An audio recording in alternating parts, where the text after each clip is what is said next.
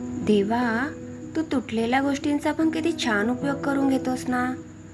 ढग तुटतात तेव्हा पाऊस पडतो, जमिनीला भेगा पडल्या तर शेत तयार होतं, वृक्ष तुटतात तेव्हा त्यांचं बीज उमलतं आणि बीज उमललं तर त्यांचं झाड तयार होतं. म्हणूनच माणूस जेव्हा तुटतो आणि खचतो ना, तेव्हा समजून जायचं की देव आपला चांगल्या गोष्टींसाठी उपयोग करणार आहे ते. रामकृष्ण हरी माऊली. ऐसे लाभो भान देगा देवा दान, चरणात ध्यान लाभू देगा. अमृताची वेला अमृताचा कुंभ, भक्तीचा मृदुंग वाजू देगा.